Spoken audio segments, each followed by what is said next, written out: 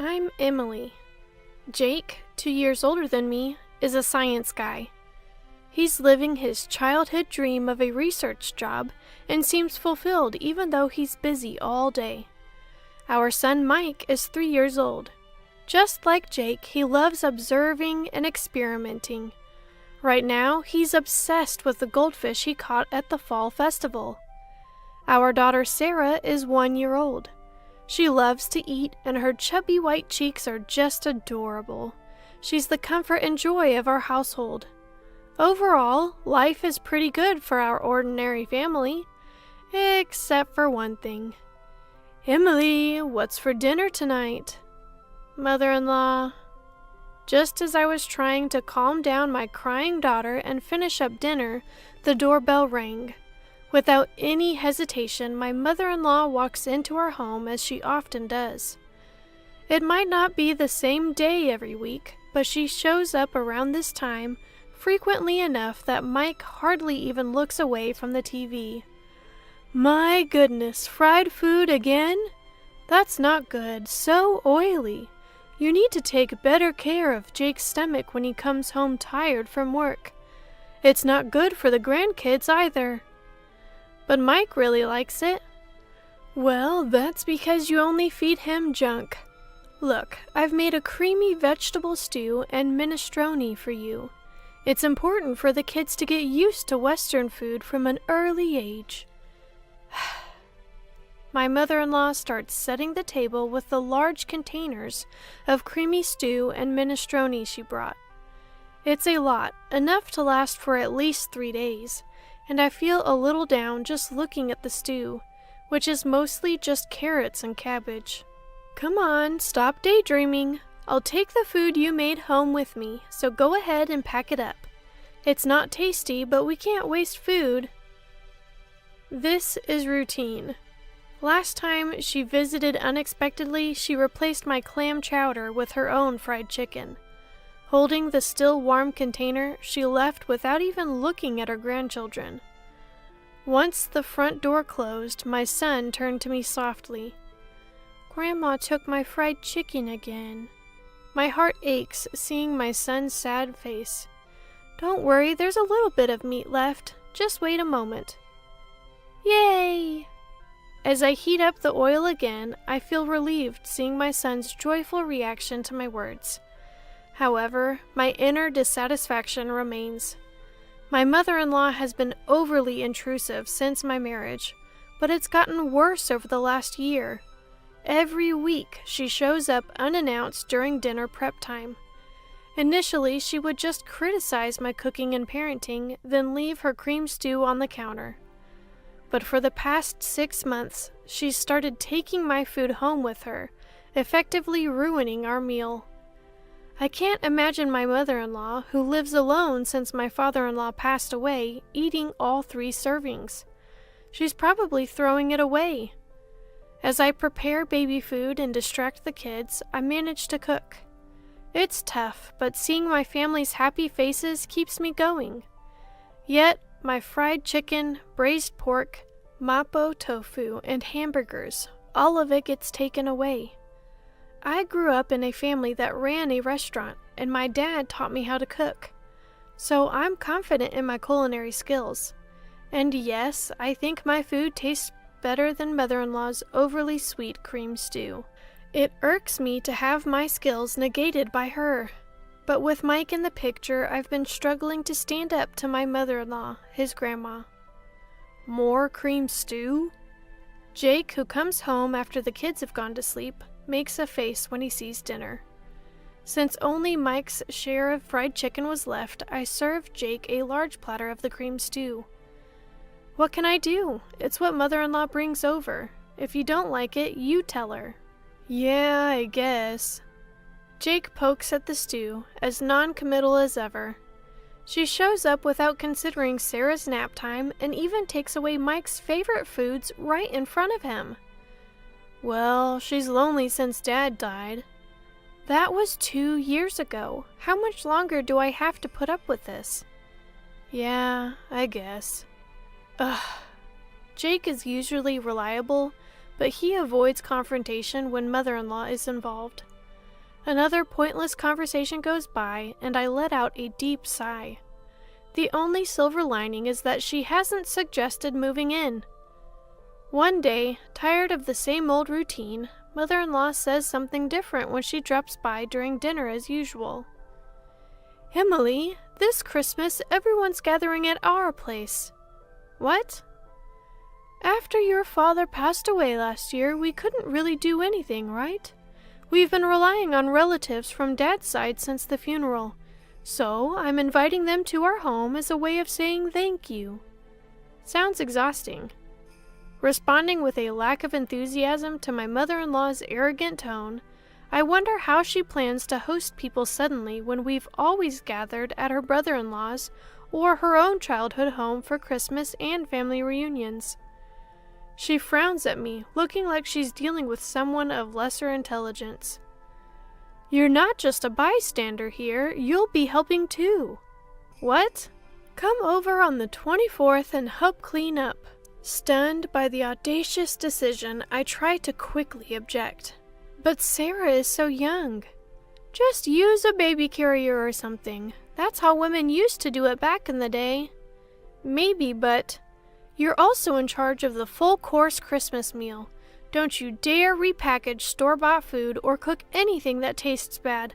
I don't want to be embarrassed." "What? You can't be serious."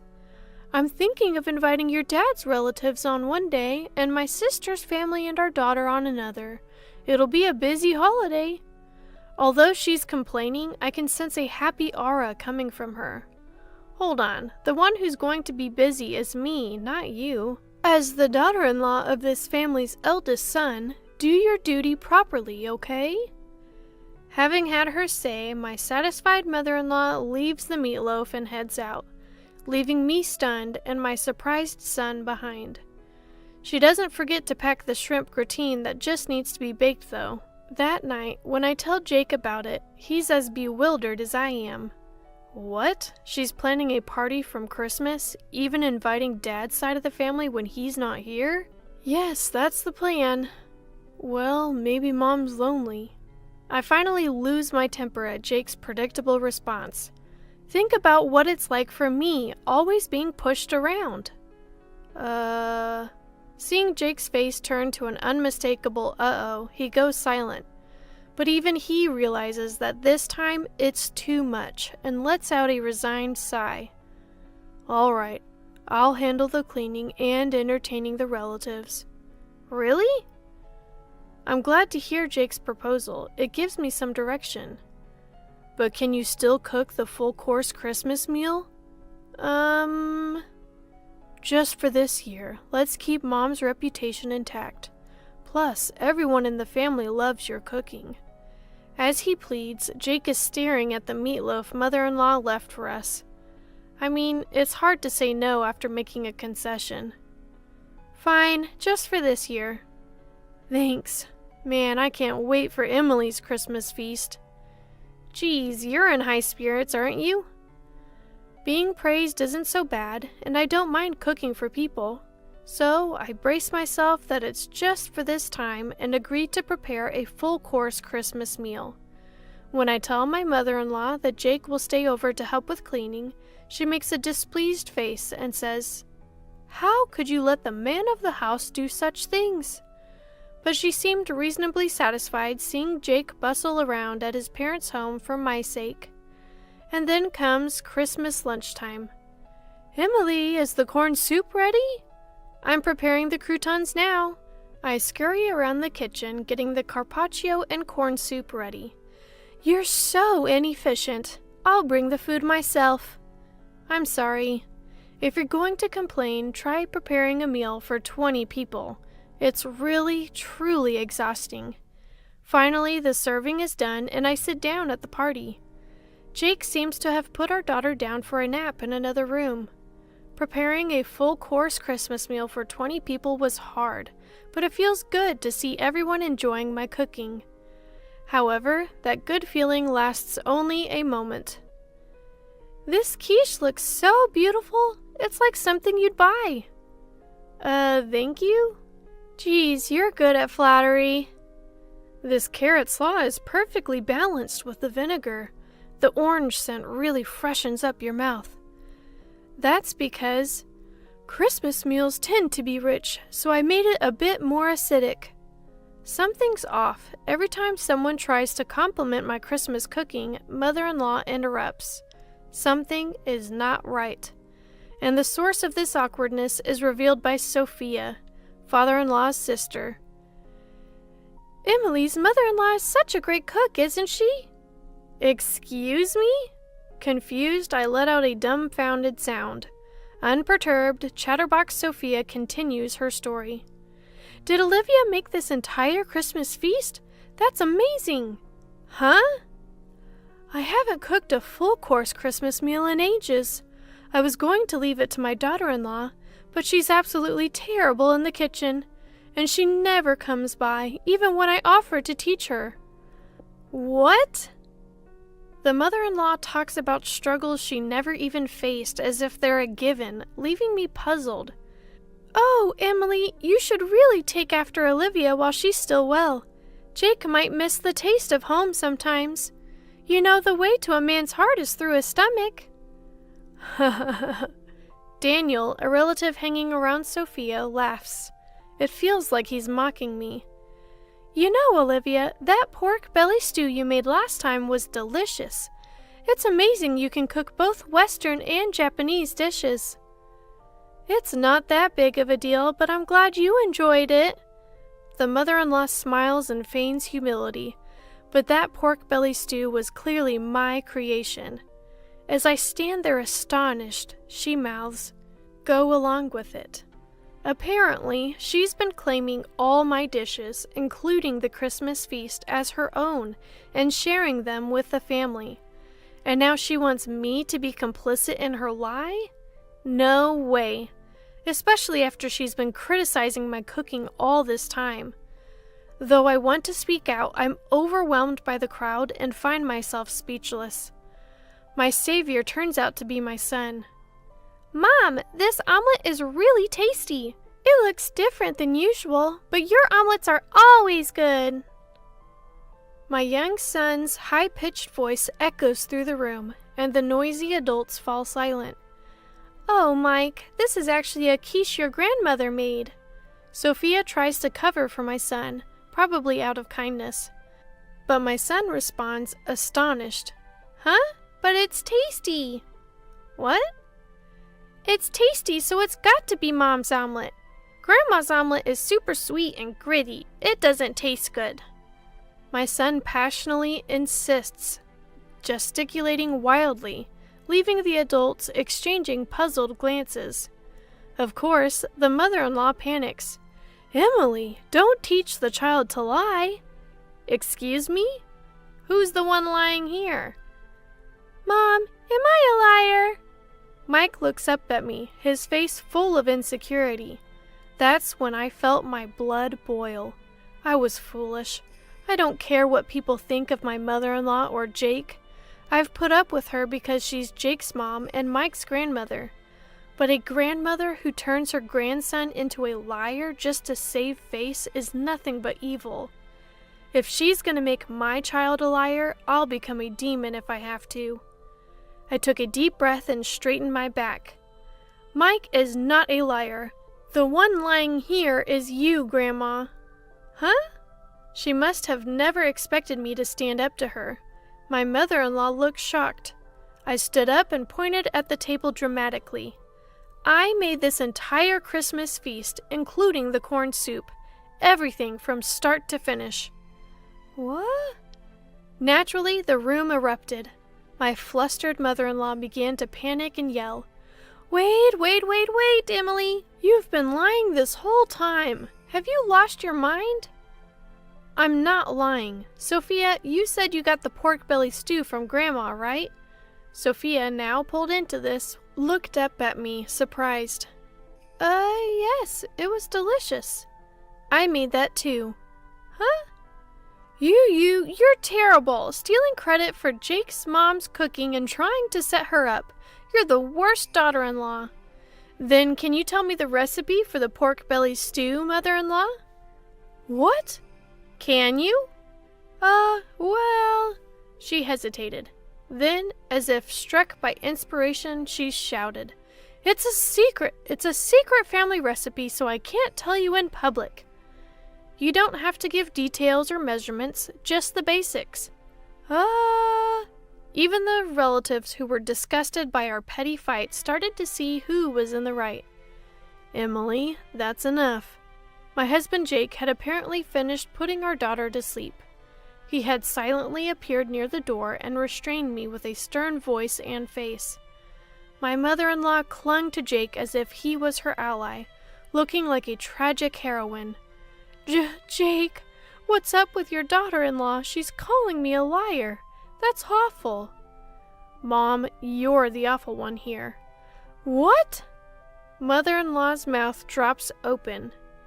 This entire Christmas feast, Emily made it all day while taking care of the kids. Trying to take credit for it is pretty low. "Jake!"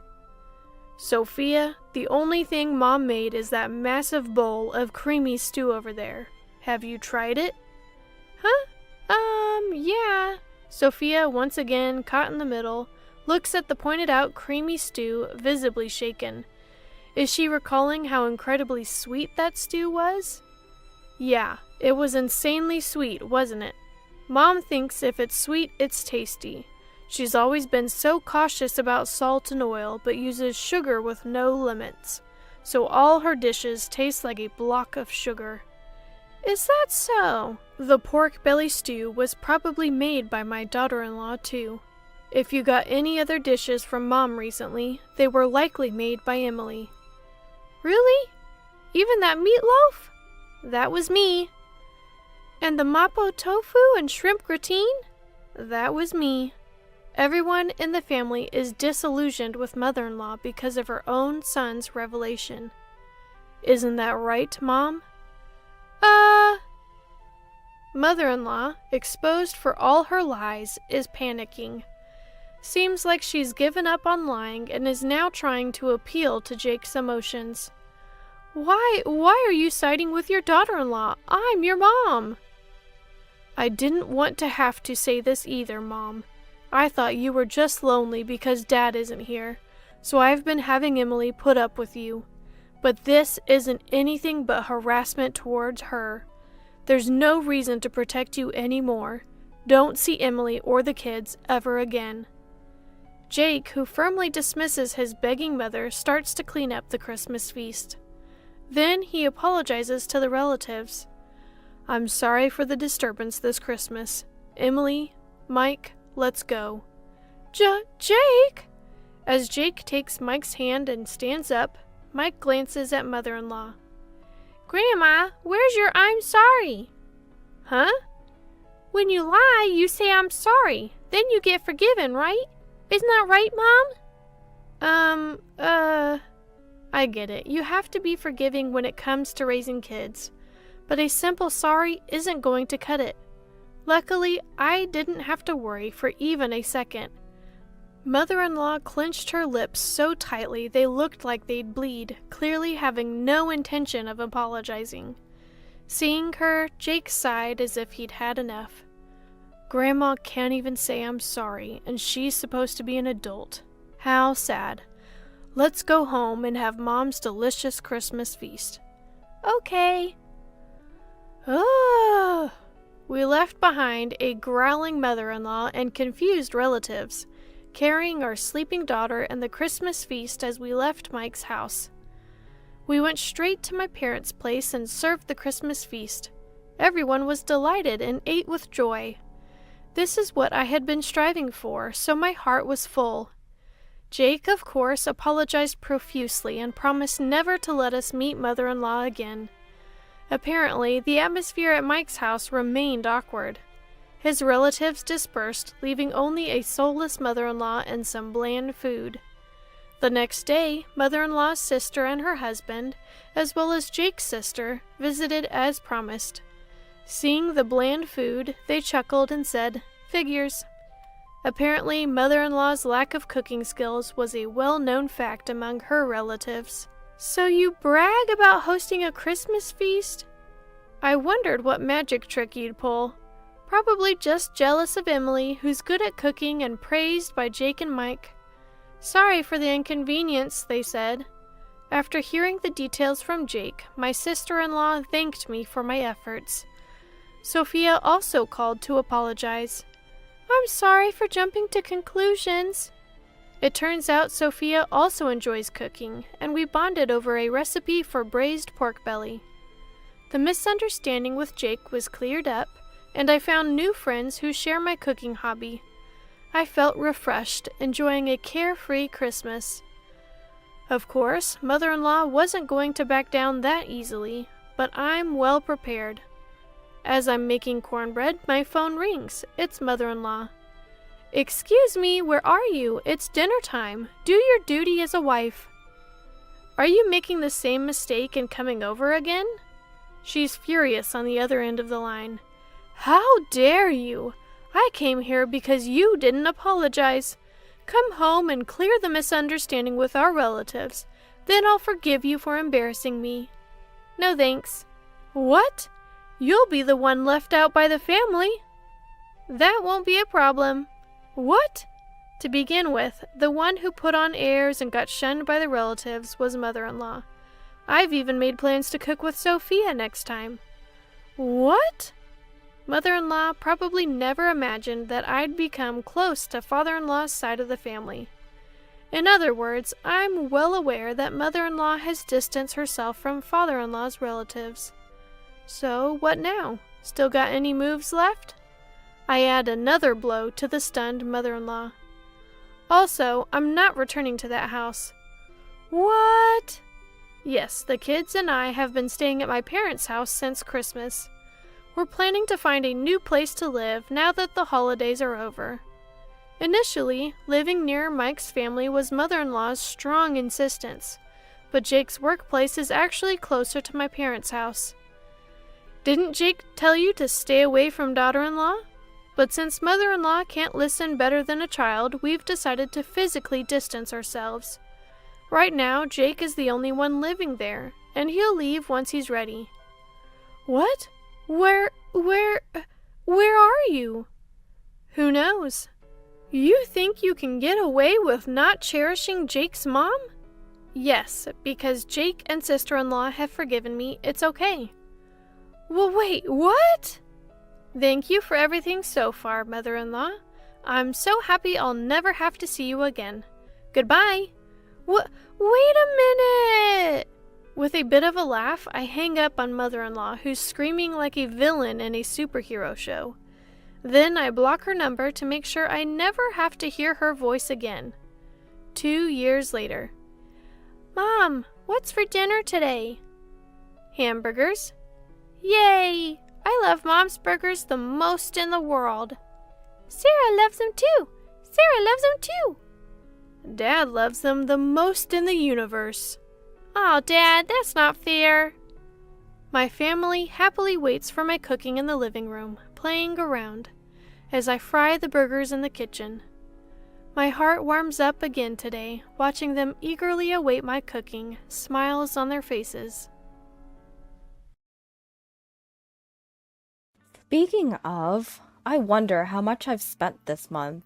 Suddenly, when checking my credit card usage, an incredible amount showed up in the transaction history. Upon investigation, it was revealed that my husband had been lavishing gifts on his mistress. Taking advantage of my carefree nature, he used my credit card to shower his mistress with whatever she wanted. Cheating on another woman using my credit card? You gotta be kidding me. I will get my revenge. Mark my words. My name is Catherine, 29 years old. Currently, I work as a freelancer. I've always disliked the idea of being an employee, so I chose the path of freelancing, where I could use my skills. I worked hard to get various certifications since I was in college. It was around that time that I met my husband, Bob. Bob and I went to the same college, and it seems he had always known about me. He fell for me while I was studying for my certifications in the college library. He asked me out many times, but I wanted to focus on my studies, so I kept turning him down throughout college.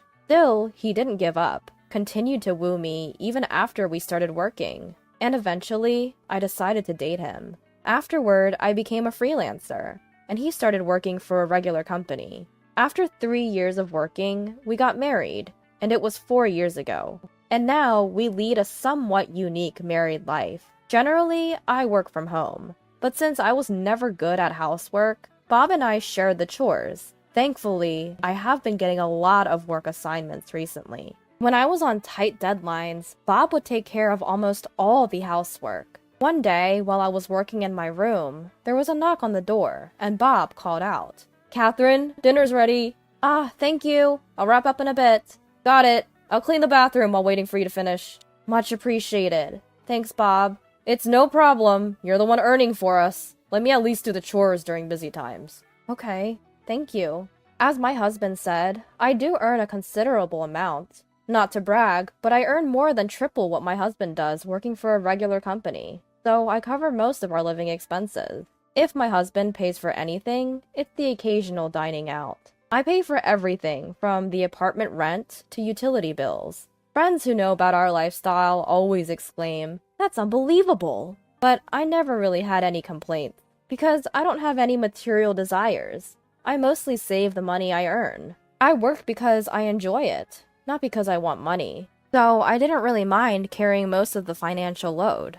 And I even felt grateful to my husband, who understood and supported my way of working. Then, one day, while I was working at home, a package arrived. The contents of the package addressed to me was a brand new computer. Given my line of work, a computer is indispensable. I immediately finished setting it up and started working with a renewed spirit. During a break, a thought crossed my mind. Speaking of which, how much did this computer cost again? I bought it last month, and I've already thrown away the receipt. It's embarrassing, but I am quite a careless person and do not have a habit of keeping track of household expenses. I have no clue how much I'm spending each month. To check my card usage, I logged into my card company's app on my phone. Looking at the statement, which I hadn't done in several months, I thought, I'm not spending as much as I thought. This computer, by the way, was purchased with my main credit card. I have another credit card in my name, which is used for daily expenses and groceries, so my husband usually carries it around. I might as well check the usage of that card too. When I checked the statement on my phone, an unbelievable amount was displayed. What? $3,200? What the heck is this? The usage last month was a whopping $3,200. That's twice the price of the computer I bought. I quickly checked other months and found that between $2,000 and $4,000 had been charged in recent months. This can't just be from living expenses. To my surprise, most of the card usage was at high-end stores for women's items. I've never received any luxury brand items from my husband. I had never suspected my husband before, but this is too strange. No way. Is Bob having an affair? The shocking reality made my head spin. Despite the shock, curiosity got the better of me, and I began to meticulously check each statement. Looking in more detail, I found charges from a travel booking site. He seemed to be booking frequently on the site, spending a considerable amount on accommodations. With a sinking feeling, I quickly checked the calendar. Sure enough, a few days after using the travel site, my husband was always going on business trips. I don't want to believe it, but with all this evidence, it's hard to dismiss it as a misunderstanding. How could this happen? Why? With a poker face, was he lavishing his mistress with my credit card? But I guess I loved my husband more than I thought. I just couldn't believe it, and I wanted to deny it somehow. This might just be him fronting the company's travel expenses. Maybe he bought something to surprise me and is hiding it. As I thought of these unlikely possibilities, I tried to deceive myself for a few days. At my wit's end, I needed reassurance and ended up checking his phone while he was asleep. Praying, I opened his messaging app, and sure enough, there was evidence of him getting along well with a woman who seemed to be his mistress. "I'll buy anything for you. My workaholic wife is the one earning it. LOL. Bob, you're the best. I want Louis Vuitton's new bag next. Of course I'll buy it for you. Looking forward to our trip next month, too." The inn we stayed at last time was great, but next time we're going abroad. I can't wait till next month. This time, we're going to take it easy and deepen our love. Just the two of us. The moment I finished reading everything, a surge of indignation consumed me. An array of disgusting remarks, unimaginable from my normally cool husband, Bob, made me feel sick. By this time, my feelings towards Bob had shifted from sadness to anger. A workaholic wife? That must be me he's talking about. A trip next month? Abroad? Just how much can a person ridicule someone else? I thought he understood my job, but in the end, he only saw me as his cash cow. Being taken for granted to this extent? It's unforgivable. If he's thinking that way, well, I have my own idea too. And so, I decided to take my revenge on them. While checking their vacation schedule, I started preparing for my revenge. A week later, to prevent my revenge from being discovered, I was living as ordinarily as possible. Sure enough, when Bob came back from work, he started the conversation with an apologetic look. Hey, I'm sorry for the sudden notice, but I have to go on a business trip abroad next month. Inside, I was thinking, gotcha. But I responded calmly. A business trip abroad? That's unusual. You've always been on domestic trips. Well, our company is expanding its business overseas, too. Oh, really? That's impressive. Being chosen for such an important trip. Well, yeah. Of course, Bob doesn't have the skills to do such an assignment. His company is a small general enterprise, and there's no way it's expanding overseas. As I watched Bob, he brought up this. Oh, by the way, I'm going to use your credit card for personal shopping during the trip. I see. I know it's tough to go abroad, but do your best on your trip. Thanks. Sorry, Catherine, but I'll need you to take care of the payments. At Bob's words, I just smiled, without saying, okay, or I understand. Seeing my reaction, Bob also beamed at me. According to Bob, he doesn't know when the trip will end. He said he would notify me of the return schedule as soon as it was decided. I can't believe he can lie with such a straight face. Almost admiring it, I simply replied, understood, and we ended our conversation. The day of his trip, Bob put on his shoes at the entrance, looked at me, and said with a smile, I'm off. Are you really going?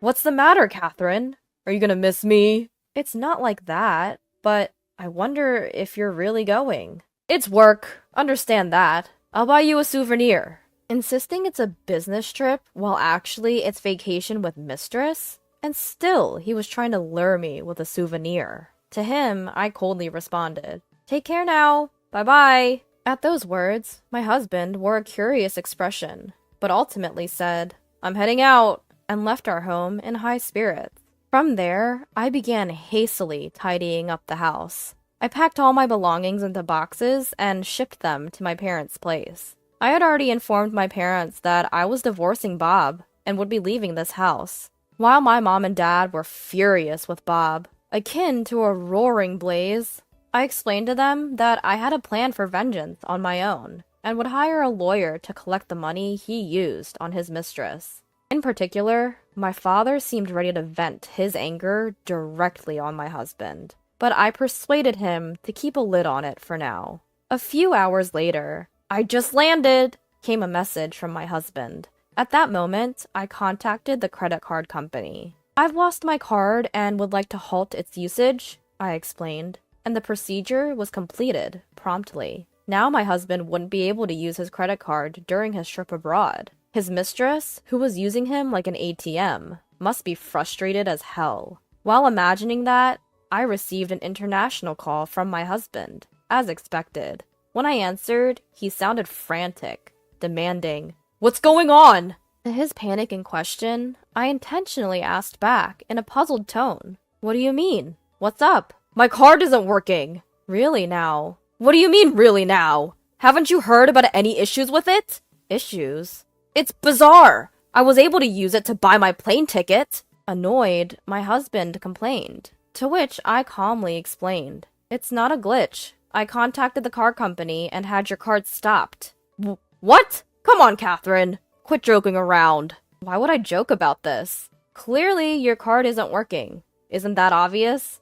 Over the phone, my husband seemed bewildered for a moment, but quickly realized the gravity of the situation. He was so startled that he yelled at me with a volume I'd never heard before. Stop messing around! I told you I'd be using the card during my business trip, didn't I? Oh, did you mention something like that? Why the hell would you cancel it then? I can't pay for my accommodation or buy anything now. Yep, that's true.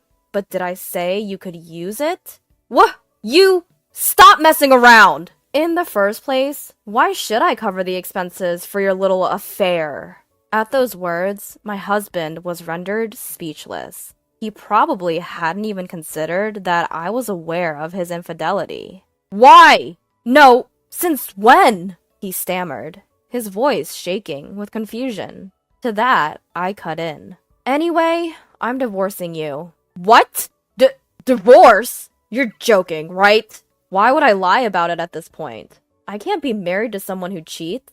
No! Wait! I didn't mean... Whatever your intentions are, it doesn't matter. I've already hired a lawyer, so if you need to talk to me about anything, go through him. Goodbye. As I went to hang up, my husband cried out in desperation. Wait! Please! It seemed he had finally caught on an important fact. His voice shaking, he pleaded with me. What happens if the card is blocked? How am I supposed to get home? You finally realized?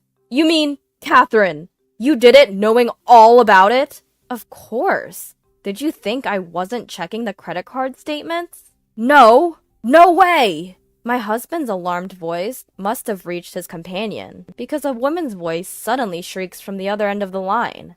Hey, what's going on? And desperately, he was trying to calm her down. Just hang on a second. I'll sort this out.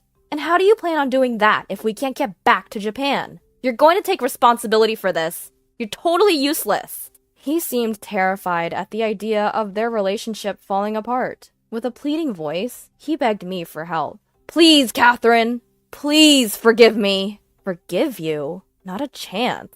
Don't say that! Please! We won't be able to go back to Japan if things stay like this. You heard her, didn't you? Please, for my sake. Huh? For your sake? Wow, you've never pleaded like that for me. He prioritizes his own security and that of his mistress over an apology to me. I had lost all patience with him and let him have it with some cold, hard words. Why should I spend my money on you and your lover? It's ridiculous, however you look at it. But blocking my card is harsh. I'm overseas, you know. What am I supposed to do if I can't get back home? What about my job? Are you serious? Before we talk about your job, how about an I'm sorry? How much more do you plan to insult me? I'm not working for the likes of you, you scum. Catherine, please, calm down. Shut up. Just so you know, I won't forgive you, no matter what. I'll make you pay me back every penny you spent on her. I'll do whatever it takes to ruin you. Understand? So just stay out of my life forever, you cheating piece of trash. I hung up without waiting for a reply, blocked his number, and completely cut off all communication with him. Not long after, our divorce was finalized. He was initially resistant to the idea of divorce, but after a stern talk from his parents-in-law, he reluctantly agreed. I heard that after our call, he had a huge fight with his mistress at the airport. It turned out she had other men too, and she dumped him, getting money from her multiple suitors, and returned to Japan alone. Left behind, my ex-husband had no choice but to contact his parents and have them deposit money into his credit card account so he could return home. Word of their affair spread quickly around the office, as she also worked there. Did you hear? Those two were having an affair. He's married too. How could he do that? I heard she's been seeing many men. Seems like it. She moved on to another married man and dumped him, just like that. I have no sympathy for him. As a result, his mistress, a temp worker, got her contract terminated, and Bob was moved to a less relevant position at work. His salary dropped as well, making it a total mess for him. No matter how this turns out, I'm determined to have both of them pay me what they owe me in full. Of course, I intend to recover all the money that Bob has spent so far. I won't hear any excuses for not being able to pay. I'll do whatever it takes to squeeze every last penny out of them. They can regret their carefree affair as much as they want. As for me, I've moved back to my parents' house, and I'm living with them now. Once the issue of the damages is settled, I plan to live comfortably by myself. From now on, I want to dedicate myself entirely to the work I love. Get out, now! I woke up to my husband screaming. Bleary-eyed, I sat up in bed, glancing around anxiously, thinking something had happened, but everything was silent. Huh? What's going on? Turning around, I saw my husband, who had been shouting, was still in a dream. Could it be sleep talking? My husband Liam often talks in his sleep. This wasn't the first time I've been awakened by his late-night chatter, but today's words were a first, and I couldn't help but let out a wry laugh. What's this about? Get out? Then, as if responding to my words, my husband started to say something shocking.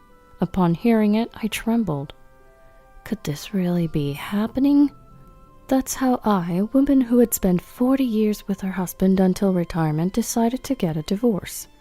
My name is Vida, and I'm 63 years old. Liam and I have a son, but he moved out 5 years ago after getting married. We finished raising our child without any major incidents, and despite some ups and downs, I thought we were getting along pretty well as a couple. My husband is supposed to retire next month on his birthday. Back when we were in our 50s, we'd laugh and say things like, after retirement, let's move to a rural area in the mountains and try farming. We could ski all winter. Or, it'd be nice to travel around the US in a camper van. But as retirement approached, those kinds of conversations stopped altogether. Of course, I didn't really want to ski all the time at this age, but we're still physically fit, and I thought it'd be nice to travel together. So, I was considering celebrating my husband's retirement by staying at a fancy inn we wouldn't normally go to, and I was in the middle of looking up various places online. But then, get out, now!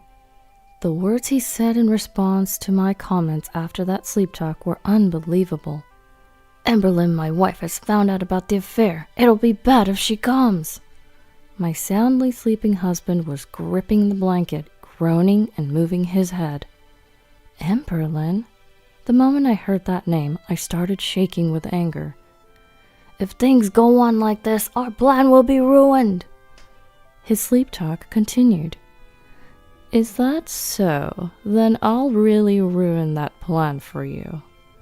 I'd been with him for 40 years, and I thought we were about to start a peaceful new chapter of our lives, but from that day on, I found myself heading in a direction I'd never thought of before: divorce.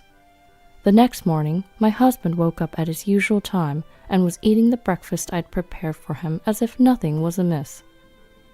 You were talking in your sleep more than usual last night. Really, I've been busy with work handovers and such. Maybe I'm stressed. You have to take care of your health to do a good job until the end. Yeah. He seemed to have no recollection of last night.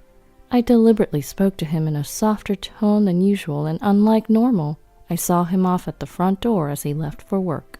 It's unusual for you to see me off. Well, your retirement is coming up soon, so every now and then. Right. I'm off then. I'll be working late today, but I'll be back by the last train. Then you won't need dinner. Yeah. My husband slammed the door shut. I locked the door from the inside and waited a while, making sure his footsteps were fading away. I wonder if he's really working overtime. Now I've got to hurry. I began searching the house for evidence of his affair. When I checked each pocket of my husband's suits in the closet, I found a crumpled piece of paper. I found it, just as I thought. It was clearly a suspicious hotel receipt. He probably paid in cash to avoid leaving a record with a card payment, but it's pointless if he doesn't dispose of it. There were several similar receipts, and the most recent one was dated 2 days ago. He said he was working overtime the day before yesterday, and he didn't come home until midnight. Since hearing his sleep talk last night, I was prepared for the infidelity, but when the evidence actually surfaced, I found myself crying without realizing it, shaken by the reality. Why, you said you'd broken up. I believed that. The truth is, my husband had cheated once before, 10 years ago. I'm sorry, it was just a momentary lapse of judgment. Madam, we will never meet again. Please forgive us. When their affair was exposed, they apologized, prostrating themselves. Emberlyn, the woman he was cheating with, was a decade younger and a subordinate at work. Apparently, my husband had started to sympathize with Emberlyn, who was struggling with a divorce and raising a child, and while he was consulting with her, they somehow ended up in such a relationship. The affair came to light when my sister happened to see the two of them arm in arm, disappearing into a hotel district. Soon after, I heard that Emberlyn had quit her job and returned to the countryside, so I believed that their relationship had ended. Of course, there was a lingering resentment deep in my heart. However, at that time, our son, a senior in college, was job hunting, and I was worried that our divorce might affect him, so I endured it. There was also a part of me that was completely reassured that this man, who had been with me all this time, couldn't seriously abandon me. And I kept telling myself that we could start over from now on. So, you've been deceiving me for 10 years since then? My hand clutching the hotel receipt trembled violently. I will never forgive this. It's not just a divorce. Remember that. When I searched through his bag and drawers, I found brochures of inns I'd never been to and aquarium tickets, but they didn't prove that Emberlyn was the other woman. Oh, right. I pulled out a laptop that had been stored away in the closet. It was something my husband had bought a few years ago with the intention of starting a side business. However, after a while, he only played games on it, and once he realized that he could do that just fine on his phone, he stopped using it altogether. I'd borrowed it a few times, so I knew the password. As expected, the computer started up easily, and I opened up my husband's emails. Because he uses a free email service and had it set up so that he could check his emails from both his phone and his computer, I figured I could still see the contents of their exchanges, even though he doesn't use the computer anymore. Once I retire, I'll leave my wife and we can live together. Shockingly, that was what was indeed written in the emails he had sent. I've told my wife that I won't get much retirement money due to the recession, and she completely bought it, so let's use that money to buy an apartment. My husband works at a major company, and a few years ago he happily said, "It seems like I'll get more than $260,000 for my retirement money." That reminded me of how he recently started saying something different. The company's performance is deteriorating, and it seems like I won't get much retirement money. So, how much will you get? Maybe around $60,000 at best. It wasn't his fault the company was doing poorly, and when he told me this with a dejected look on his face, I couldn't say anything more at the time. We have some savings, and adding our 2 pensions together, wouldn't we be able to manage somehow? Ever since that day, I spent my days looking at the household accounts and punching numbers into a calculator. After my husband's retirement, we planned to go to the movies and eat out once a month, take a few trips a year, and so on. If we pared back our envisioned post-retirement life a bit, well, quite a bit, we'd probably be able to manage. I'll try to get more hours at my part-time job. I feel bad, but I guess my husband will have to work part-time while he's still healthy. What was all that worrying for? Does your wife really have no idea about us? Even if she finds out, she'll forgive me if I apologize. It was the same 10 years ago. She believes we completely broke up then, so it's fine. Ha ha ha ha. The email was filled with words that seemed to mock me. I'll get $260,000 as retirement money, but I told my wife I'd only get $60,000. So when we divorce, I'll just give her half of that, $30,000. $30,000 should be more than enough for your wife. On the day of my retirement, I'll hand her the divorce papers. Then we can start our new life in the apartment we bought yesterday. Seeing a heart symbol in the email of my soon-to-be 65-year-old husband made me feel sick. An apartment they bought yesterday? When I checked my husband's bank account online, I saw a transfer of $50,000 to a real estate agent the day before the email was sent, and there was hardly any money left. An already completed love nest? I'm astounded. My anger gradually turned into emptiness, and my mind began to clear. I'll grant your wish and divorce you, and I'll do it in a way that benefits me as much as possible. I continued to use the internet to search various things about divorce. Ah, I see. I can also get consolation money from the mistress. It seemed that the affair from 10 years ago was past its statute of limitations, but if it had continued since then, that's a different story. Come to think of it, I have it. I rummaged through the closet and pulled out the diary I had written 10 years ago. I turned the pages and found a piece of paper I had inserted at the date when the affair was exposed. Just as I thought. After glancing through the contents and grinning, I immediately called the law firm I had been researching online. I was determined to accomplish everything without him noticing by his birthday, which is also his retirement date. A few days later, my husband came home unusually early and looked around the room. It seems like a lot of stuff is missing lately. I've been throwing out things we don't need. It's quite the trend now. I had already decided where to move after the divorce and had been gradually moving my stuff. I was inwardly panicked, thinking he might have noticed, but my husband, who seemed to have lost interest in me, didn't seem to understand anything. Hey, my mother wants to rebuild her house, so I've decided to help her with our savings. What? Of course, I've given all my savings to my mother. It can't be helped if it's still not enough. But we have our future life to consider too.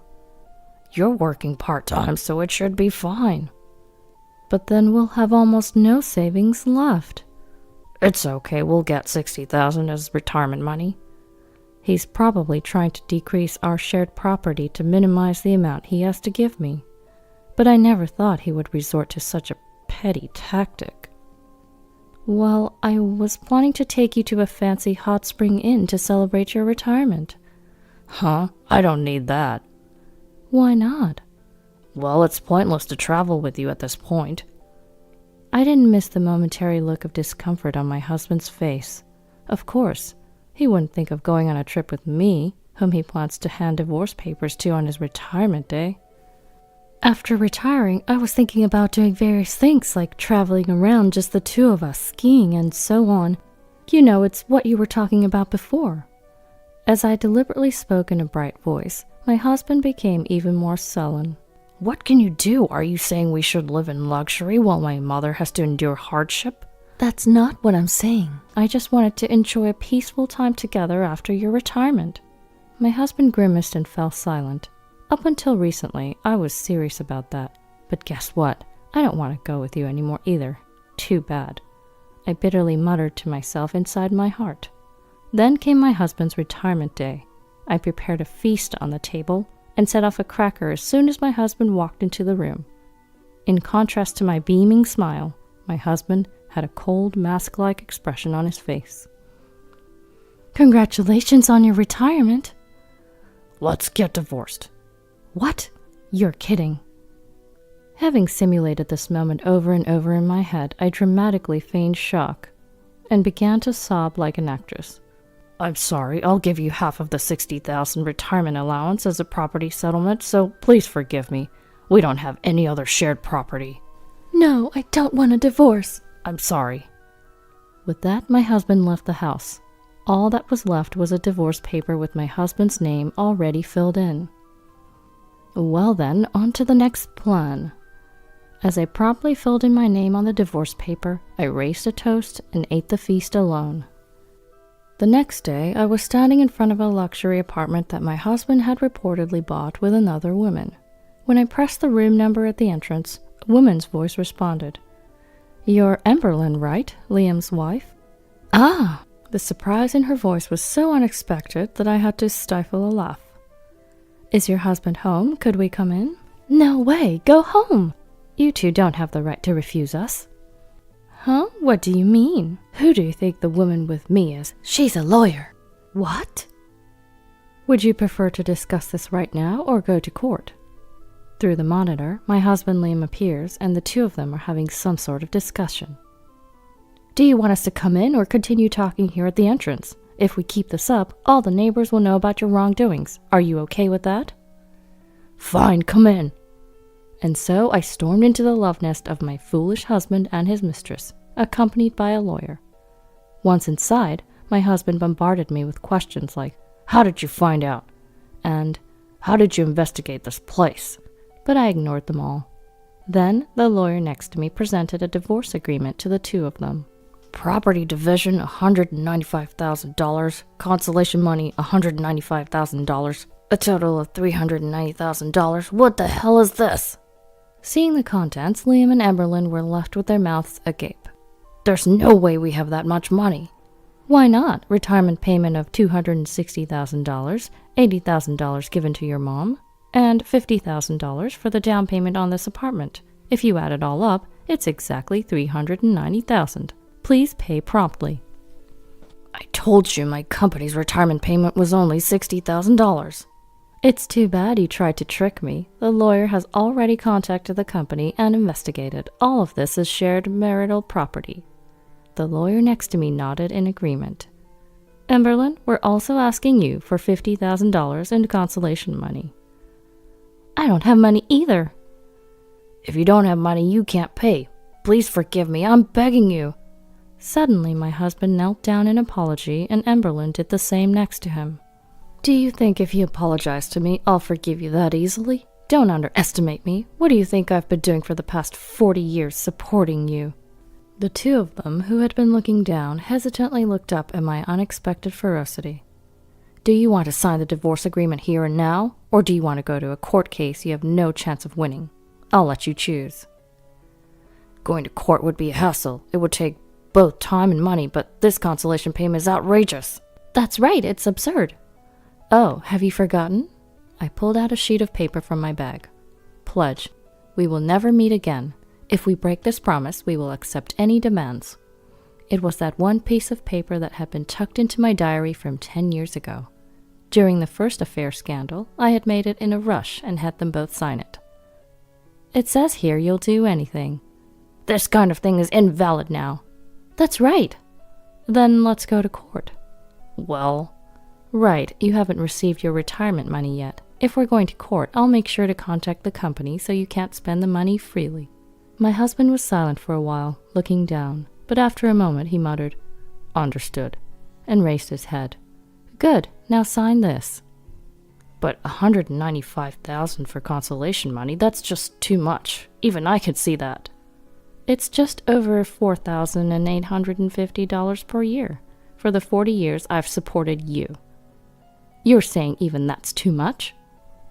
I don't want to equate our 40 years of marriage to money, but if I don't say this much, I'm sure he wouldn't understand.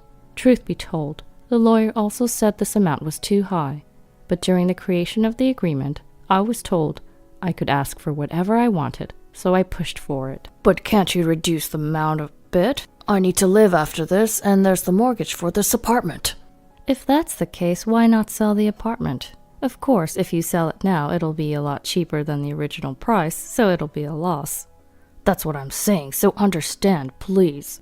Don't start acting sweet now. The only thing I understand is that you two will live a miserable life because you'll have no money. After saying what I wanted to say, I left the rest to the lawyer and left the room. In the end, the consolation money was reduced to $80,000. Still, they couldn't afford the mortgage and had to put the apartment up for sale, but they couldn't get the price they wanted and ended up in heavy debt. My ex-husband had no choice but to start working day labor jobs, and Emberlyn started working at a bar. Even then, they didn't have enough money to live and were constantly fighting. I never thought I would start living alone at this age, but being able to use my time freely now is very comfortable. Lately, I've been into traveling all over the place by myself, and I'm planning to go abroad in the future. There's still plenty of life left to enjoy. Jessica?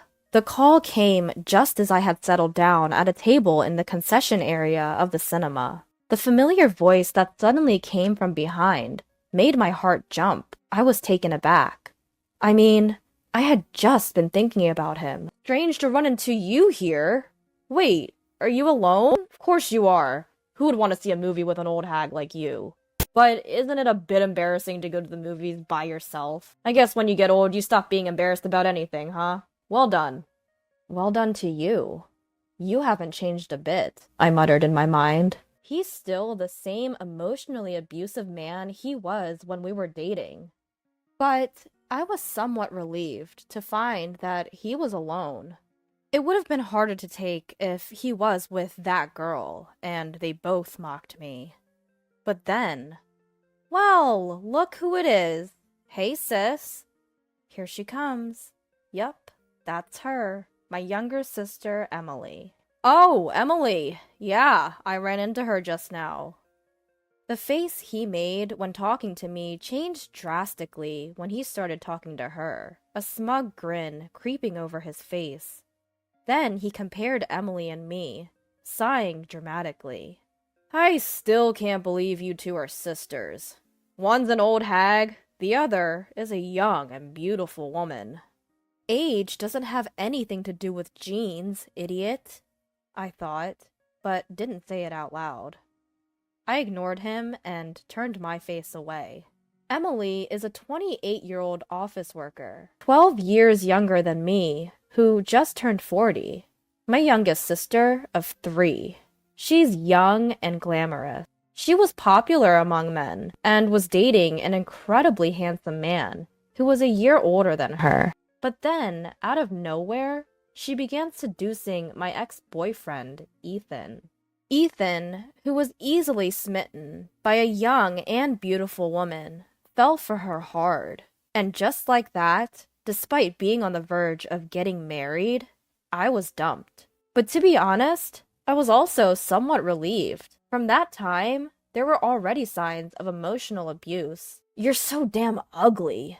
Whenever Ethan saw a beautiful female celebrity on TV, he would compare me to her and dish out derogatory comments. He would use words like ugly, old hag, or fat. He had no filter. However, his lack of vocabulary, despite his tendency to spew insult, was so characteristic of him. Looking back now, he was a verbally abusive jerk with a poor vocabulary. When we first started dating, he was 2 years younger, so he occasionally called me an old lady.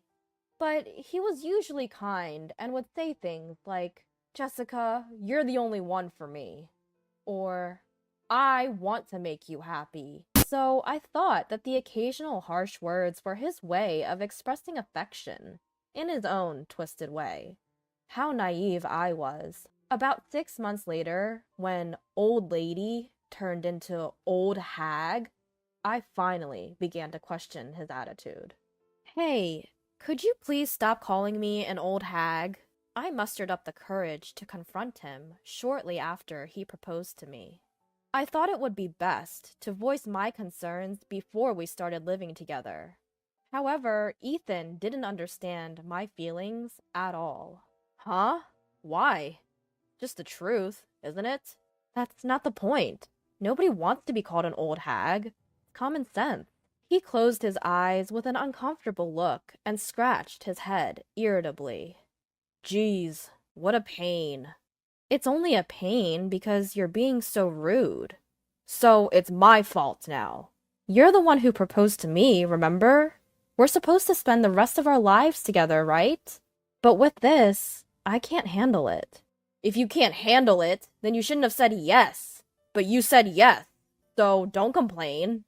With that, he turned his back and left the room. From then on, we had similar conversations, over and over again. Ugh, you always complain about the same thing. It's just so annoying. I wish I was with a younger woman. Ethan started talking like that before long, and I started retaliating in kind. If you like younger women, why don't you marry one? But you can't, so you compromised with me. Am I wrong? Huh?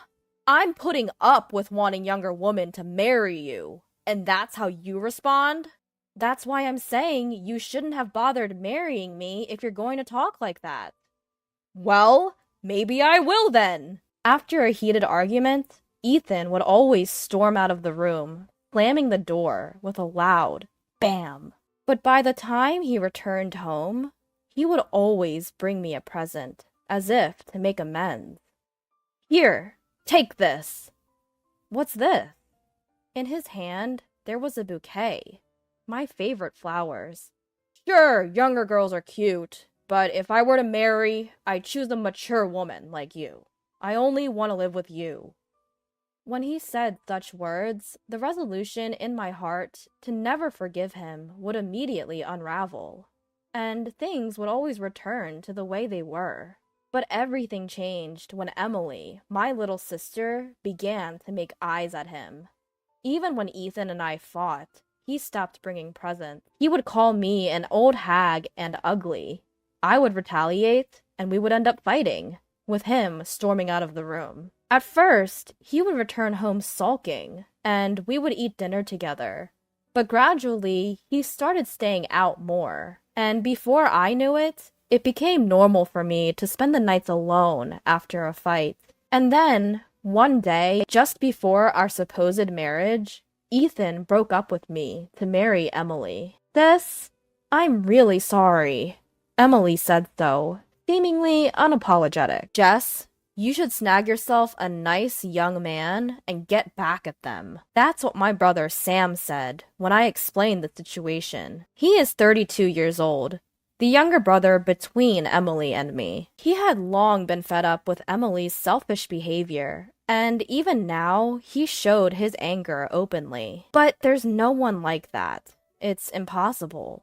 Don't worry, there's a good guy at my work. I'll introduce you. You just need to pretend to date him. But won't that be a bother for him?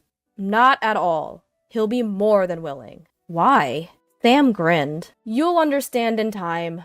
Plus, he's not just any man. He's the kind of guy who can punish not only Ethan, but Emily as well. I had no idea what he meant. Was he saying this man was exceptional?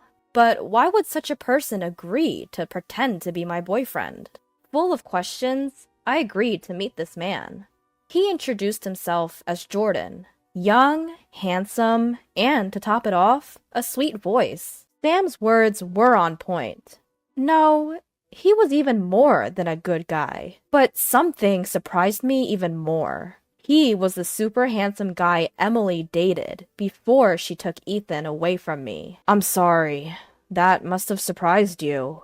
Yeah, but why? As I asked, my imagination ran wild, and I felt as if I had already understood.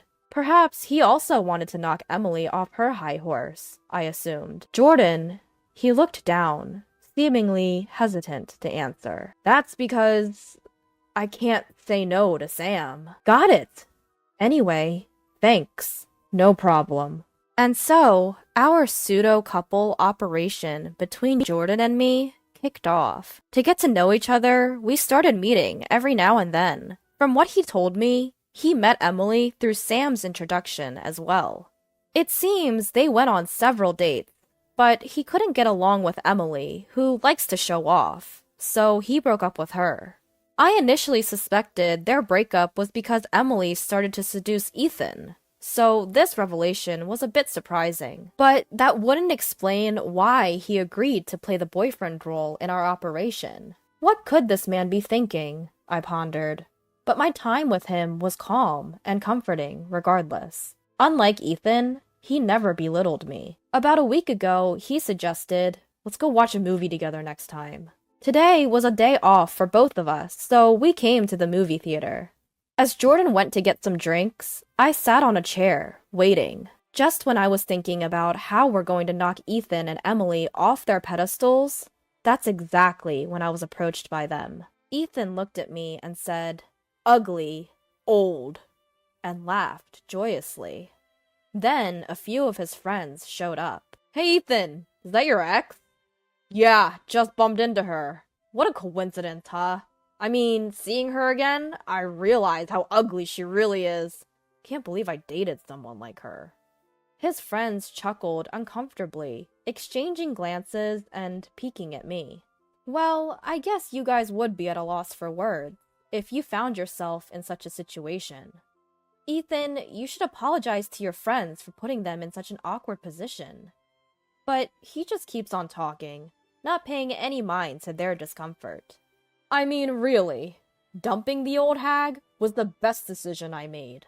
Emily's young, cute, and I'm not ashamed to show her off to my friends, so we can hang out like this.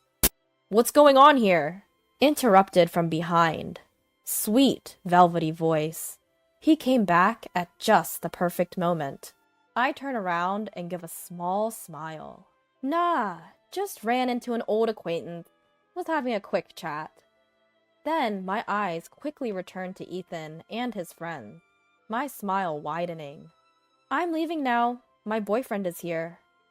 The eyes of Ethan and Emily widened in surprise. I thought weren't you here alone?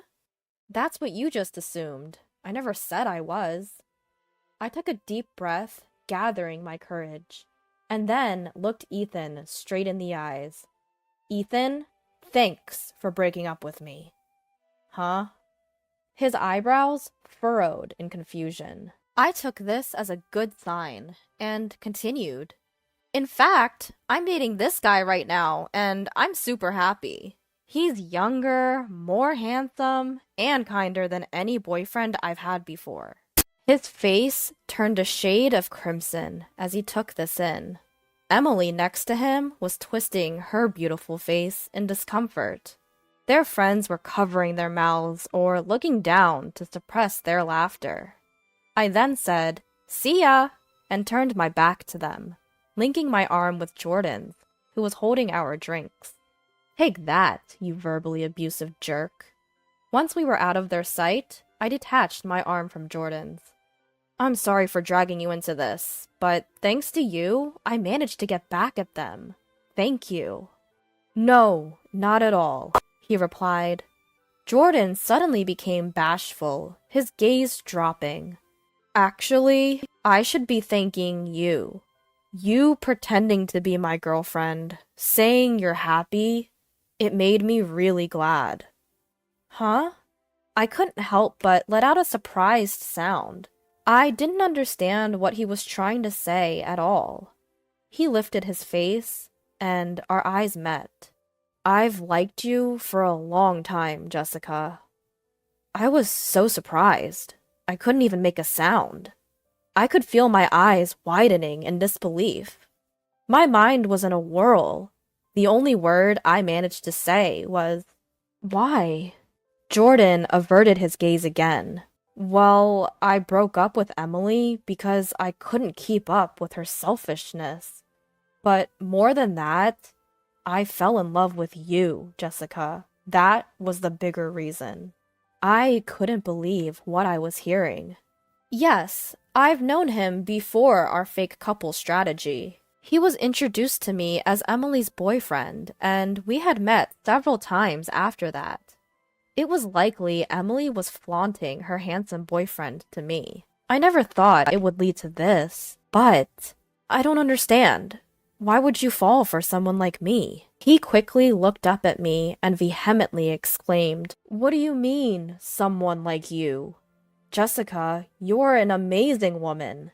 You gave me advice when I was unsure about where to take Emily on a date.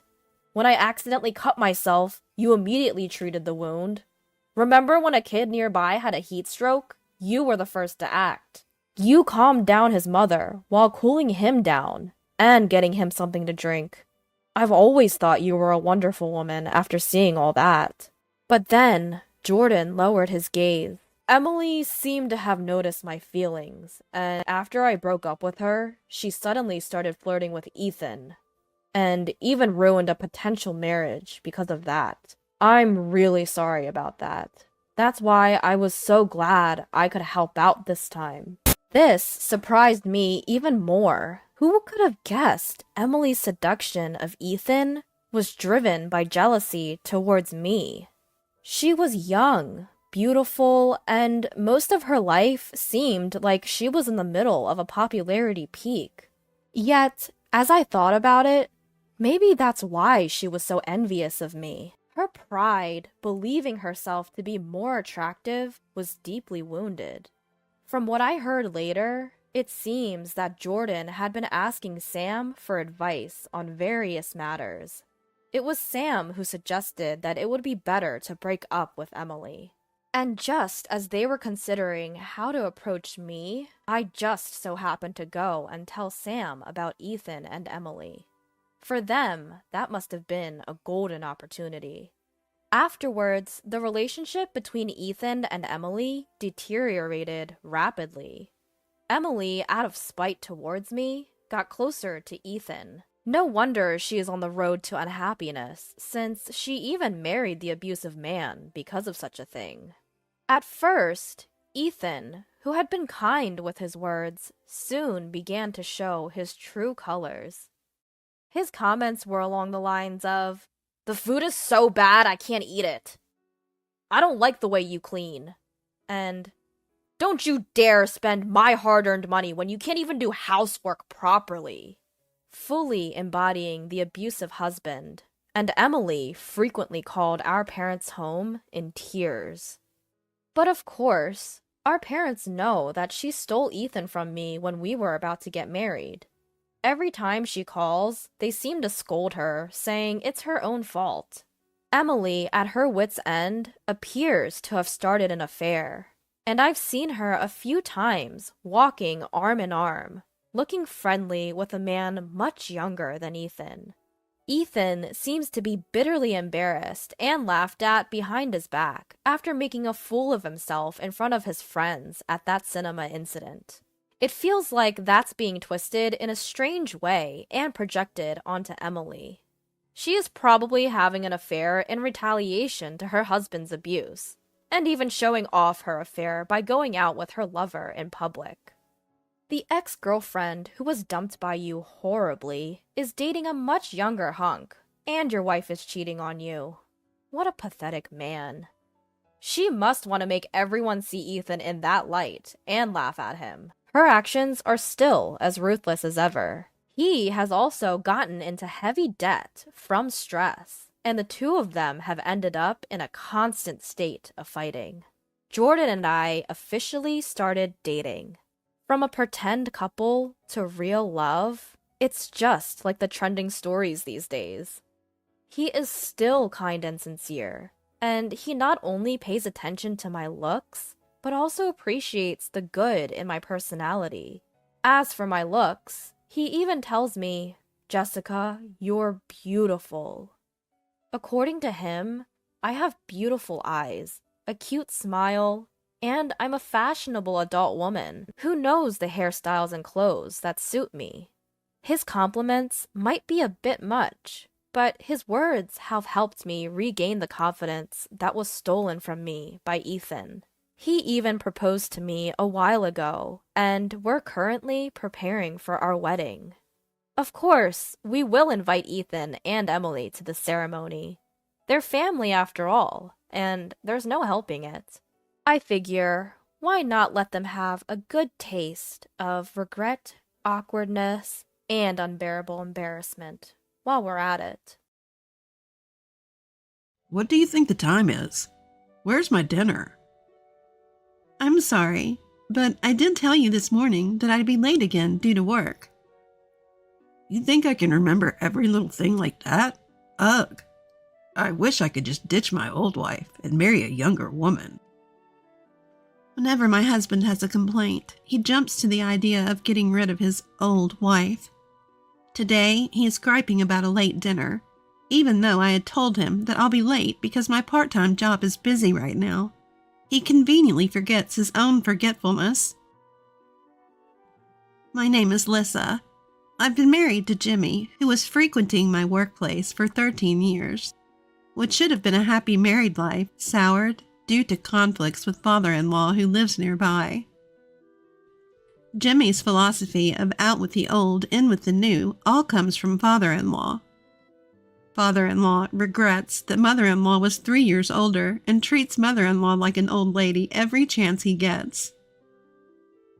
Father-in-law wanted Jimmy to marry a younger woman, and made a displeased face when he found out I was 2 years older at our first meeting. Why would you settle for leftovers? Think about it. But since father-in-law didn't like me, mother-in-law and sister-in-law were kind to me. Mother-in-law, who loves hot springs, was very pleased when I took her and sister-in-law to the spa. On a day off, I pretended to go to the spa with mother-in-law, but went straight to Home Depot instead. After shopping for various items, I U-turned home about an hour later. When I quietly unlocked the door, I heard water running in the bathroom. Apparently, Jimmy was in there. As I tiptoed down the hallway, I heard a woman's laughter from the bathroom. I knew it. I felt a cold chill run down my spine. Jimmy had brought a woman home, and they were together in the bathroom. Flashback, several hours earlier. Lissa, you're going to the spa with Mom tomorrow, right? Yeah, sorry. Shall we cancel tomorrow? No, it's fine. You haven't been in a while, so take your time. Enjoy some good food, he said, handing me a $100 bill. Jimmy, who usually complained when I came back late from being with mother-in-law, unusually allowed me to return late, and even gave me some spending money. Something was off. Could this be the phenomenon of when a husband cheats, he becomes kinder to his wife? Feeling guilty about cheating, a husband becomes excessively kind to his wife, giving her unusual gifts, which gives away the infidelity. Jimmy's next action confirmed my suspicions. I'm going to take a shower now. Jimmy briskly headed to the bathroom, even taking his mobile phone. Normally, Jimmy hated showers, calling them a hassle. He never went to the bathroom unless I nagged him. Afterwards, he'd wander around in just his underwear, refusing to dress, saying, "It's my house. What's wrong with doing as I please?" By the way, Jimmy never used his mobile phone to listen to music in the bathroom. So why would he take his phone into the bathroom? It meant either he had someone he wanted to contact immediately or didn't want me to see his phone. Both scenarios point to one fact. Jimmy is having an affair. Normally, I trust Jimmy, and as much as possible, even though we're married, I don't want to invade his privacy by looking into his mobile phone. However, if there's a possibility of infidelity, I cannot just overlook it. That's a fact. Late at night, I quietly woke up and sneakily opened Jimmy's mobile phone. The passcode was likely a combination of the numbers on the license plate of a car he used to own. Since his bank PIN is the same, I roughly figured it out. Sure enough, the mobile phone opened easily. Then, picture after picture emerged, each featuring a young woman who looked at least 10 years younger and a middle-aged man with a receding hairline. I was amazed that such an older man like my husband could get attention from a young woman like her. And there were text messages between them too. Who's this? Oh, the other party is Crystal. Got it. The most recent conversation revealed Jimmy's joyful voice and the reason for the extra allowance he had given me. Tomorrow, wife will be out for sure. Yeah? So, as promised, can I come to your house? I'll be waiting. Then I'll wear the underwear you bought me last time. Will you undress me? Of course. In the bed you always share with your wife. Yes. The fact that Jimmy, who once loved me so much, was gone weighed heavily on my heart. That night, I cried quietly by myself. I swore I will definitely take revenge. Now, I tiptoed to the door in front of the bathroom and locked it with a motorcycle theft prevention lock. The loud sound of the lock closing didn't seem to be noticed, as I had timed it with the commotion in the bathroom. I called my mother-in-law. Mother-in-law, Jimmy is indeed having an affair. I knew it. Lissa, I'm truly sorry. I'll be right there. Looking around the living room, I saw an unfamiliar female bag. I took out the mobile phone inside and found no passcode. In the phone book, I saw Mom, but got no answer. Next was Brother, so I called there. Hello, are you Crystal's brother? Who are you? I introduced myself and began to explain. Actually, at my house right now, Crystal is in the bathroom with my husband. What? Are you saying my sister Crystal is having an affair with your husband? I don't want to believe it, but it seems that way. What? My sister's kind and cares about our mother. Don't lie. His shouting was so loud that I had to hold the phone away from my ear as I continued.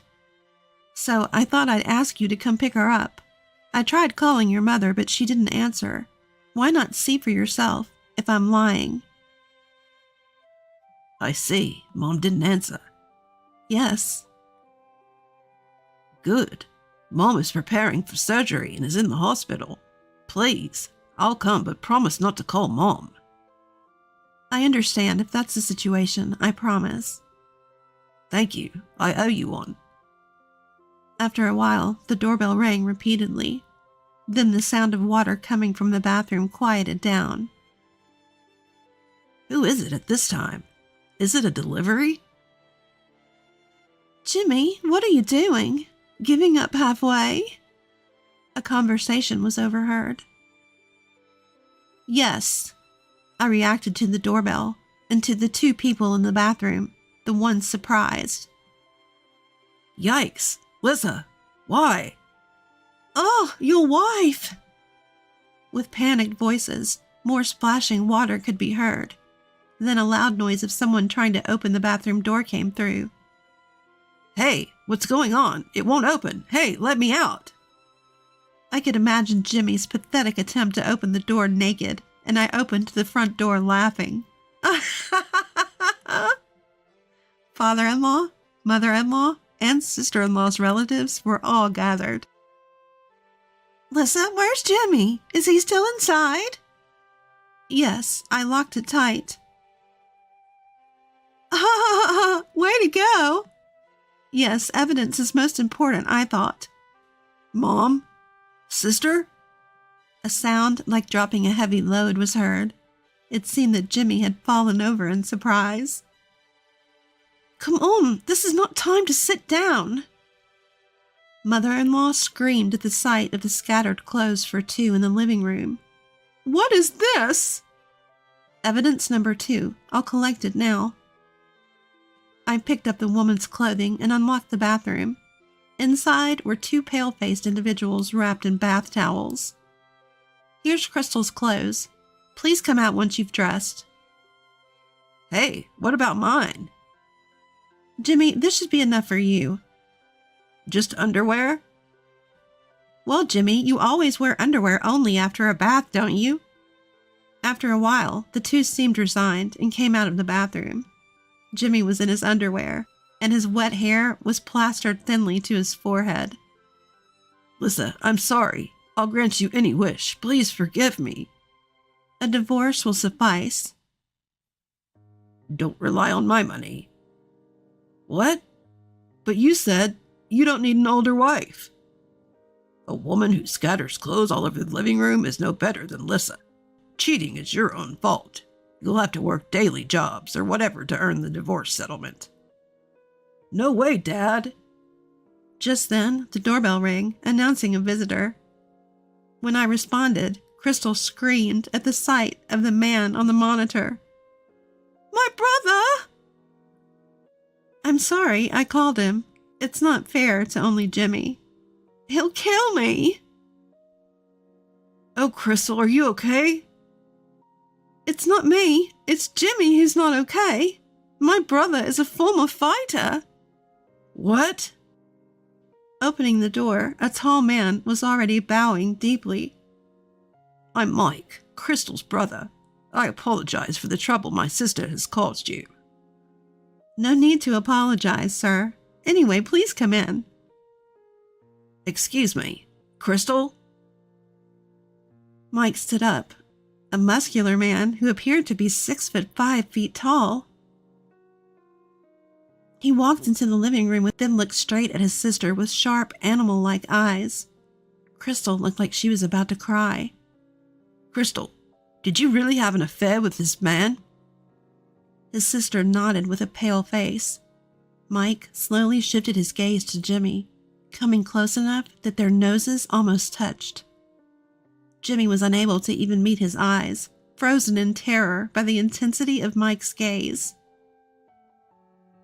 You tricked and toyed with Crystal. Jimmy froze, unable to move.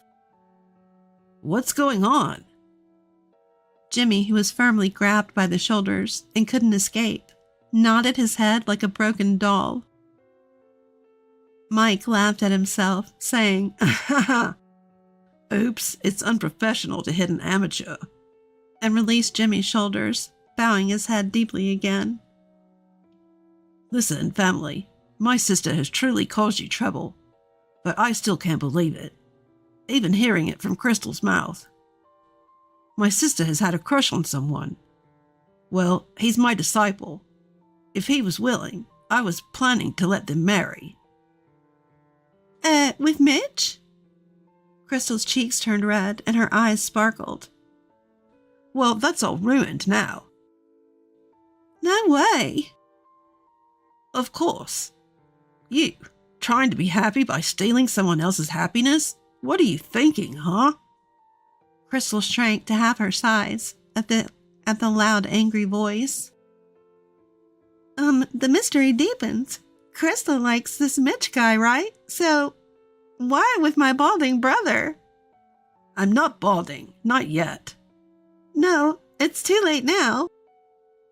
It's because Jimmy said he would pay for my mother's surgery.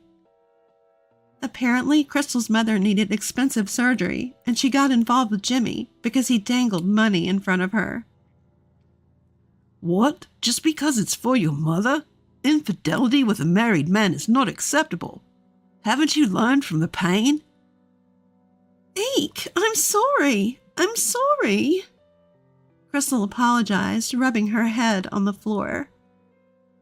Jimmy, you have a good wife like Lissa, and you took advantage of Crystal's feelings for her parents. Hi, I'm sorry. Jimmy apologized, his forehead nearly buried in the floor.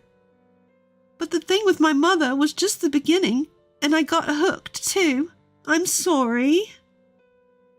While keeping Mike, who had been apologizing all along, standing. I had an idea. Mother, about the compensation you said you'd give me? I'll have Jimmy pay for it. So if you'd like, use it for Crystal's mother's surgery. Oh yes, let's do that. No. Just the thought is enough. Don't underestimate my shop's income, Crystal. I picked up my packed carry-on bag and handed Jimmy the divorce papers. You're prepared? Huh? Yes, I prepared, all night crying, preparing to leave you. Lissa, I'm sorry. I left the house, leaving Jimmy 3 years later. A long line formed in front of the sign, Knockout Grill and Bar No. 2, opening today. Welcome. Oh, mother-in-law, sister-in-law, father-in-law, too, you all came. And thank you for the opening flowers. Lissa, congratulations on the opening, and this is a wedding gift. Mother-in-law handed over a bag filled with thick wads of cash. Oh, I can't accept this much.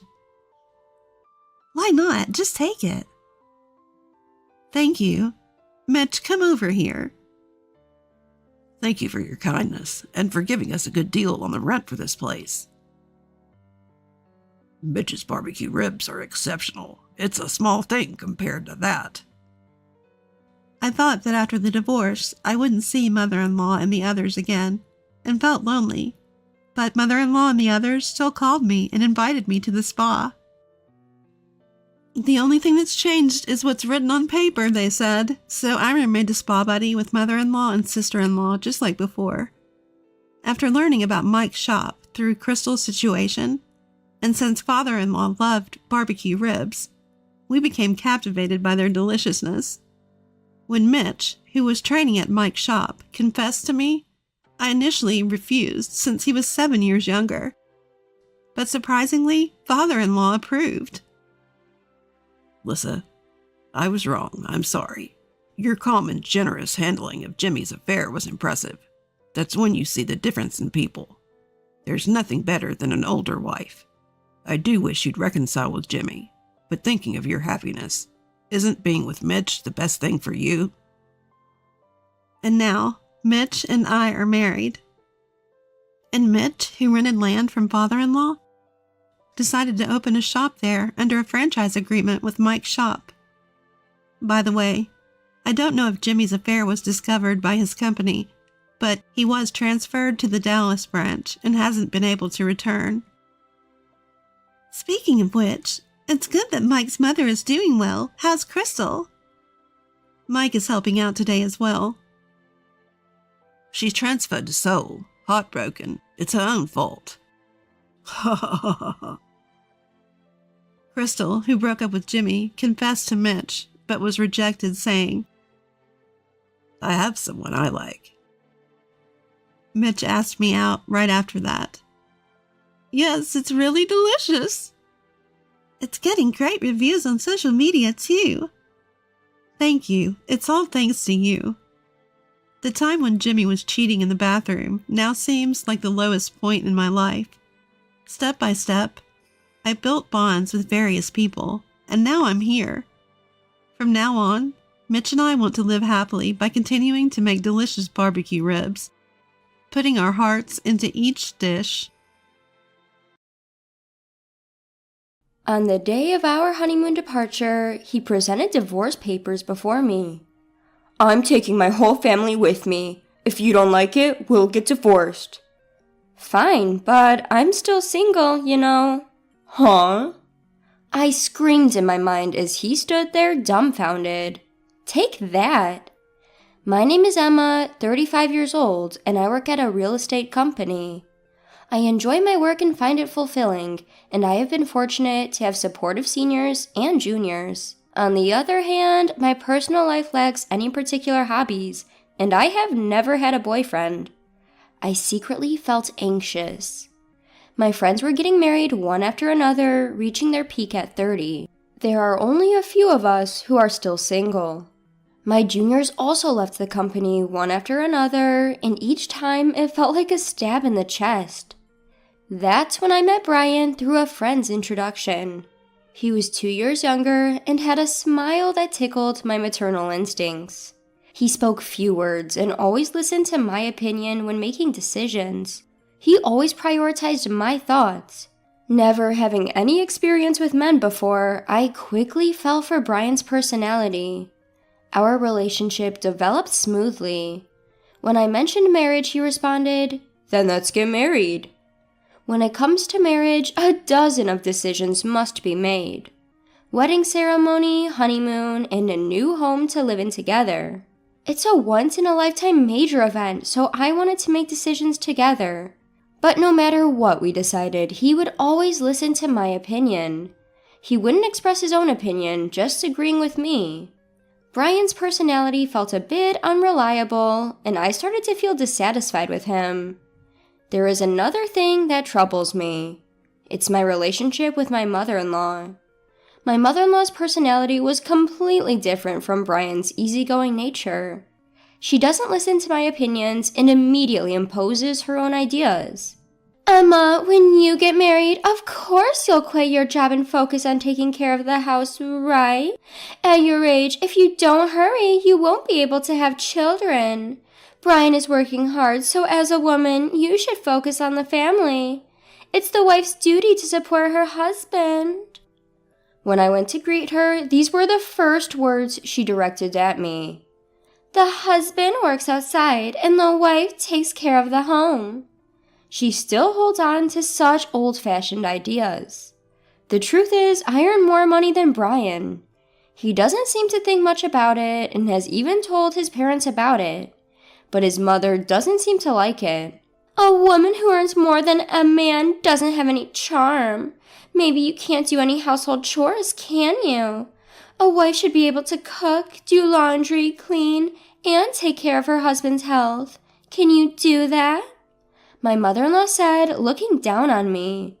If it were Brian saying that, it would be one thing, but isn't it different when it's my mother-in-law?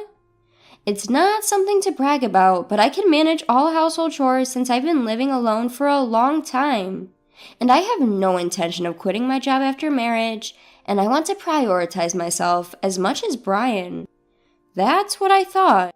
But Brian didn't help me even when my mother-in-law criticized me. Instead of refuting my mother-in-law, he nodded along with her statements.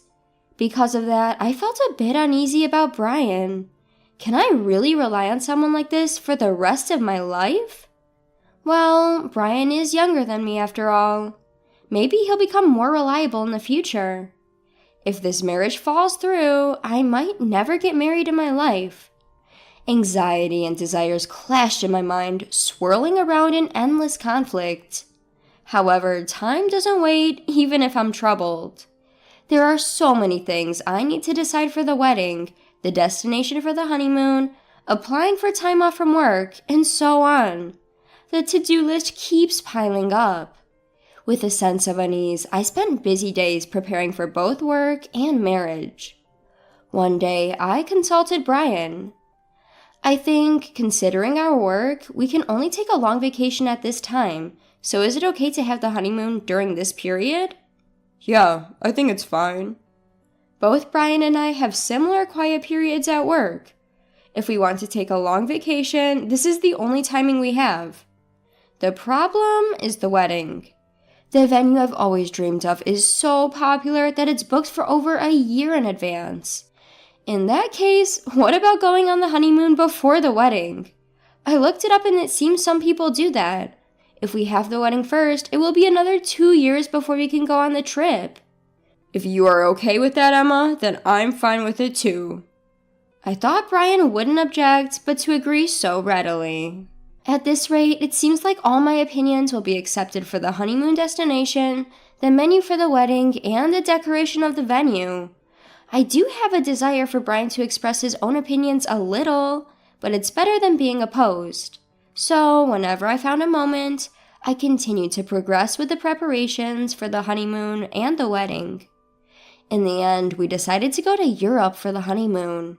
I debated until the last minute between Hawaii and Europe, but Hawaii is close by, and I'm sure there will be another opportunity to go there.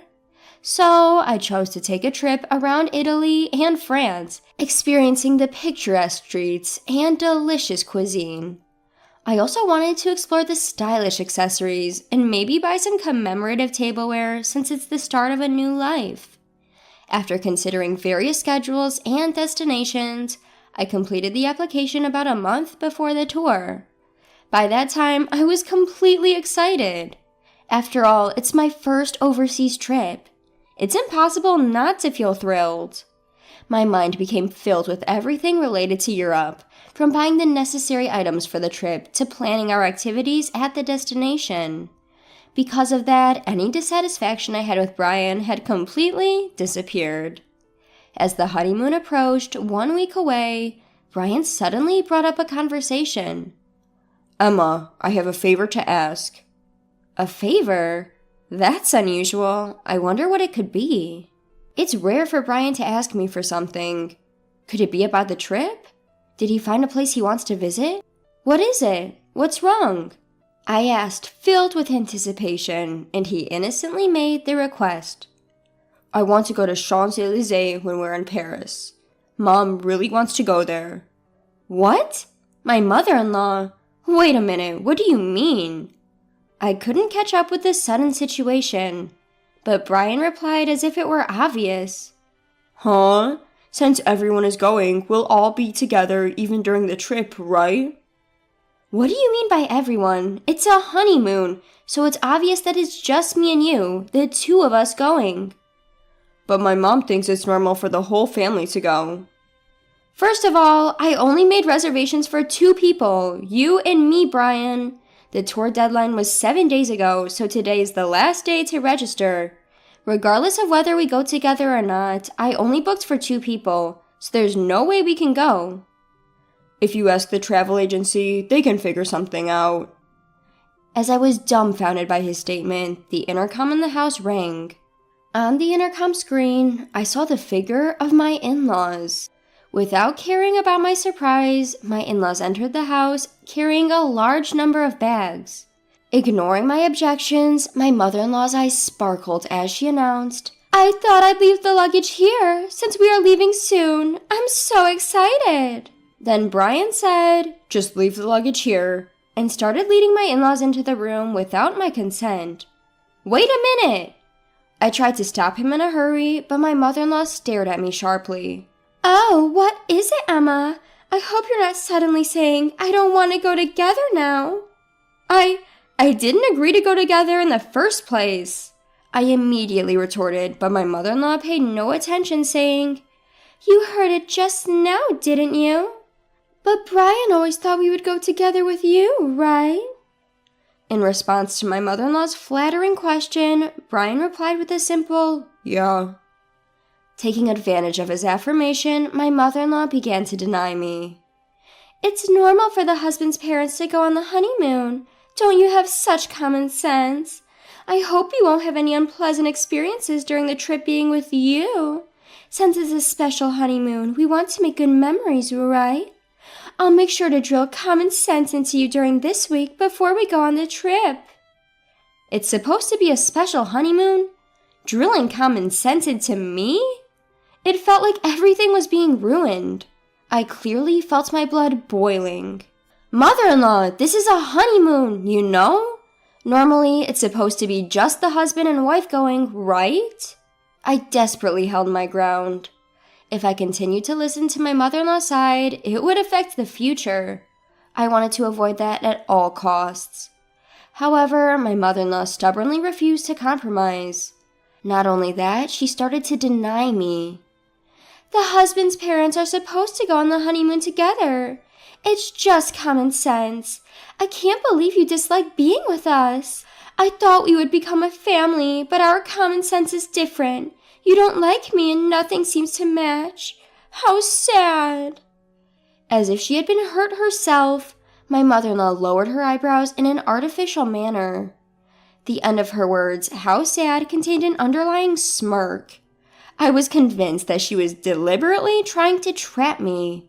That's how certain I was.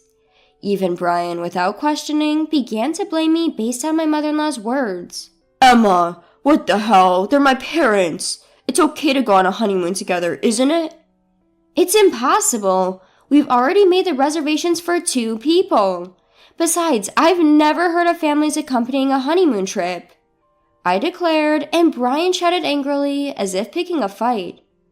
"I never thought you hated my parents so much, Emma. That's it. Just leave for today." He looked at me as if he couldn't believe what he was seeing. As Brian spoke, a wicked smile formed on my mother-in-law's face. Why does he always take his mother's side without listening to his spouse's opinion? Especially at a time like this, I wanted him to support my views. Before I could even react to his words, I found myself pushed out to the entrance. Just before the door closed, I caught a glimpse of my mother-in-law's smug expression. I was left outside, unable to do anything but stand there. Why am I being treated like the bad guy? Why does everything have to be ruined, including this precious trip? Frustration and sadness overwhelmed me, and tears began to flow. A few hours later, I received a message from Brian. "I want you to see if it's still possible for them to join the tour. If not, we'll cancel this trip and apply for a tour where all 4 of us can go. Please think rationally. If you reconsider, we can figure it out properly." I don't think I'm in the wrong, so I have no reason to apologize or respond. Brian must be angry too, because there was no contact after that message. Time passed, and the day of our honeymoon departure finally arrived. I couldn't imagine enjoying it in this state, but we had been preparing for this honeymoon for a month. I couldn't refuse. As I prepared to leave the house with a heavy heart, the intercom rang. Brian had come to pick me up. We hadn't seen each other since that incident, so I didn't know what kind of face to put on. The fact that he came to pick me up meant that he still intended to go on the trip. But he didn't have a single suitcase with him. Instead, he handed me a divorce paper. After hurting my parents, you still intended to go on this trip, didn't you? I'm taking my entire family on this honeymoon. If you don't like it, let's get a divorce. My mom said it would be better that way. Saying that, he thrust the divorce paper in front of me. In that moment, I finally realized what kind of person he was. I thought he would listen to my opinions and prioritize me, that he was kind, but that wasn't the case. This man is just someone without his own opinions, and he prioritizes his family over me. That's Brian. As I came to that realization, I felt my feelings for him cooling down. Even if I were to marry him, I couldn't see myself overcoming the many challenges that awaited us in the future. And becoming a family with that mother-in-law, it was an impossible scenario. Determined, I pointed at the divorce paper in front of me and said, "Sure, but I'm still single, you know." "Huh?" Brian exclaimed, clearly surprised by my words. "Single? What do you mean?" "Weren't you listening? We talked about going on the honeymoon, but delaying the registration until the day of the ceremony. I made sure to get your permission, Brian, you know.